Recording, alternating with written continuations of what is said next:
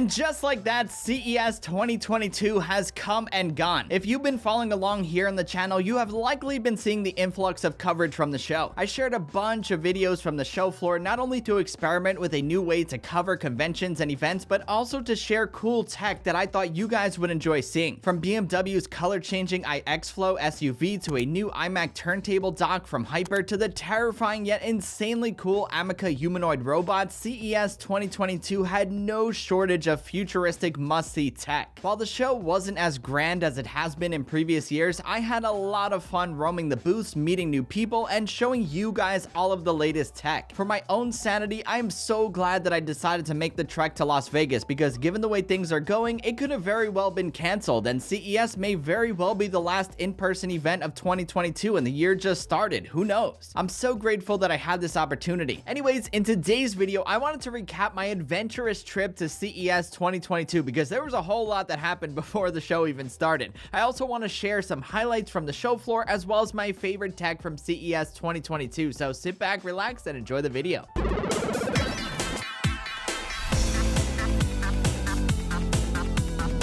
What is up, my friends? It's Ray back here, and I am finally back here in the studio after a long week and a half of traveling. Seriously, when I say I'm wiped, I'm wiped. Since 2022 hit, I've been in a different state every day. I rang in the new year with Webbs in Virginia, drove through all of those states back to Jersey, only to hop on a plane to Nevada a few hours later for CES. I went a few days early with my dad, so before the show even started, we did a bunch of adventuring around Nevada, Arizona, and Utah. You can also add California to the list because there was a layover on the way home. So in theory, I hit 8 states in 8 days since New Year's. That is absolutely insane. Before the show, me and my dad did so much. We found ourselves hiking around Red Rock Canyon, roaming around the Hoover Dam, exploring Zion National Park in Utah, and doing all of the touristy things in Las Vegas. We averaged 20,000 plus steps per day, according to my Apple Watch. We're crazy, but my goodness, was it all so worth it. After all of that was said and done, it was time for CES, and as you can imagine, by that point, I'm exhausted. This year's CES was a scaled down version of the show that we all know and love, given everything that's going on. This was CES number 6 for me, and I've never seen anything like it before. It was actually quite eerie. At some points, the show floor felt completely empty, and that's because it was. It was a bizarre contrast to the packed aisles and long lines that a normal year would have. In that regard, it was awesome to see and do everything that you wanted, from 8K TVs to electric cars, to flying cars, to realistic humanoid robots, to wild VR experiences, and beyond. CES 2022 delivered an impressive show overall. I had a lot of fun there. Sony had its usual big booth with their awesome Vision 1 and Vision 2 electric cars, their new AirPeak drones, some PS5 stuff with the new colorful color plates and DualSense controller colors, plus they also had a satellite that they're launching into space. Yes, Sony is launching a satellite with a camera that we're going to be able to tap into online to take pictures from. It's really cool stuff. Samsung also had a large booth, but I didn't have time to go inside. LG had a bare bones booth compared to previous years with a mostly digital experience. TCL was another large one that revealed some 8K and mini LED TVs, along with some smartphones and tablets, including Project Chicago, their foldable smartphone. This was a foldable phone that I thought was done right, but it's only a project at the moment, so we'll see if it ever releases officially. Hisense also showed off some of their crispy new displays at their large booth. These were really the big players that were there in the main central hall. Aside from those, Targus announced a brand new Cypress Hero backpack with Apple's Find My tech built in, which basically functions the same as an AirTag. You can track your backpack with your iPhone and also reverse track your iPhone as well. It's definitely cool, plus the backpack looks super nice as well. Another cool accessory that I shared while I was out there was the Hyperdrive iMac turntable dock. This sweet dock is for the new 24-inch M1 iMac, and it adds 10 additional ports along with the ability to swivel your iMac around. This dock is going to be awesome for collaboration and productivity. Another head turner at the show was BMW's iX Flow color changing SUV. BMW used the same e-ink that you'll find in e-readers and Kindles and all of that to wrap around this car and let you change the exterior paint color along with the wheel color. I'm not sure if this is something that will ever come to market, but it's definitely a unique idea.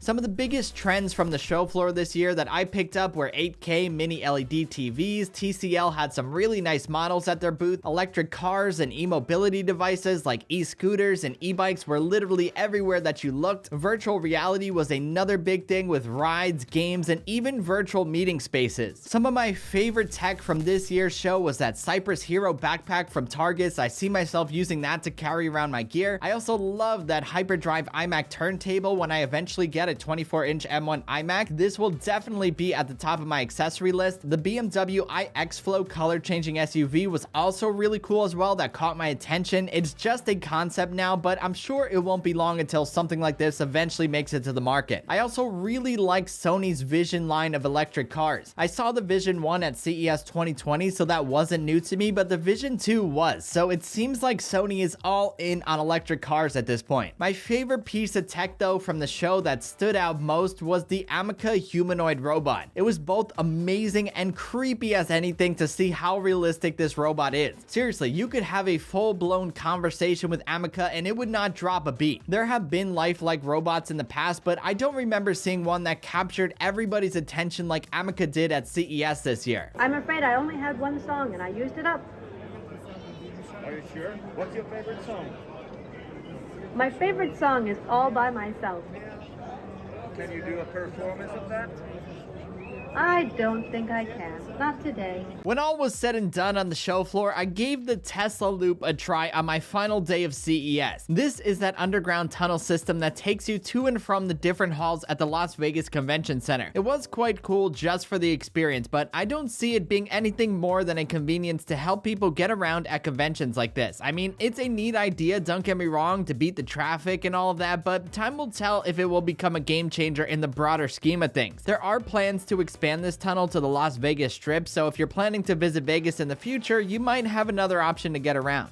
So that, my friends, is officially a wrap on CES 2022. As you can imagine, this trip almost didn't happen. It could have been canceled. I could have backed out, but I'm so grateful none of those things happened. It's just a humbling experience to be a part of CES every year that it happens. It's easily one of my favorite conventions, and it might already be one of the last in-person shows of 2022, and the year just started. I mean, E3 is already virtual, so we'll see what happens as the year goes on. Regardless, I needed this more than I knew. I needed to get out. I needed to get back to making life somewhat normal again, you know? I really needed to get out for my own sanity. This trip helped me get out of my funk, and for that, I'm forever grateful. And for all of you tuning in to watch my videos from the show, it meant more than you know. So thank you so much for that. We kicked this year off with some exciting adventures, you know, like I've been to 8 states already in 8 days, and like this energy, this positivity, all of this is just all happening, and it's just great. It really is. I'm gonna keep this to just be the tone for 2022, and we're gonna keep on going from here. So I do hope that you enjoyed this video, and I'll see you guys in the next one.